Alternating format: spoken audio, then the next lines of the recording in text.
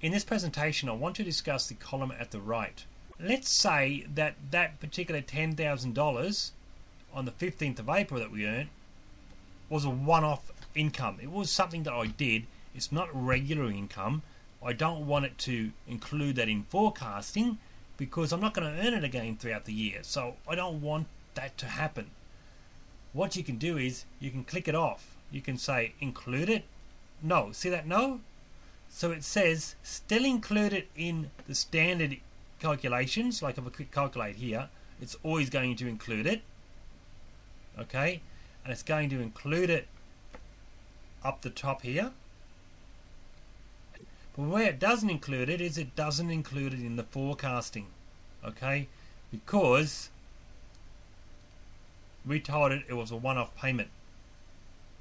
Now, just to prove that to you, that that's what's occurring, if you have a look over here, 90,000 by the end of the year. I'm going to click the 50 grand off as well, and let's have a look. And it's changed it. It's changed it to 67,000.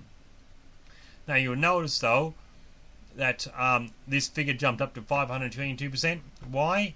It's gone mental because it's telling you got no hope. You'll never catch up on paying the amount of tax you should have paid to date because we didn't take out any tax and put aside out of this. So naturally you're not going to. You earn a lump sum of $50,000. Surely help you put some tax away.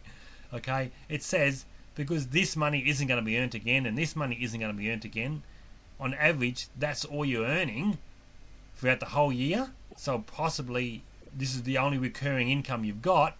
You're never going to catch up. That's why that figure's so high. It's more or less told you got no chance of catching up because you're not going to be earning enough money.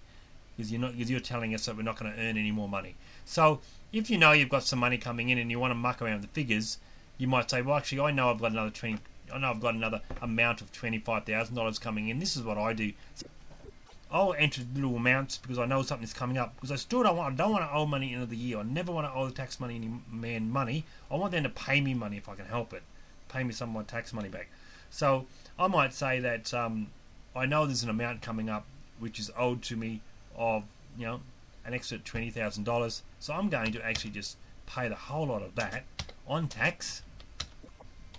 So I'm going to put the whole lot of that amount now, the $20,000 that I'm owed, I'm going to put all that in tax. So even though I haven't actually put it aside or paid the tax man, I've put it in a bank account, I've left it there. So now when I click here, naturally it's going to start coming back in alignment a little bit better. I think once you start using the program and you've used it for a 12-month period, you'll never go back. You will never go back to doing it as you did before. You will want to be using this program because it keeps control of all your taxes. It keeps control of how much money you should have paid throughout the year. It's not going to be 100% accurate because there's a lot of other outside factors involved with taxation. This is just based upon your standard income tax as you get it paid in your hand. Okay? Obviously there's a lot of other factors that the government takes into consideration with tax.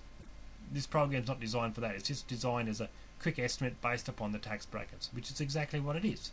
I always find if I stay in line with what's up the top here, I generally get money back because I'm always going to be in front.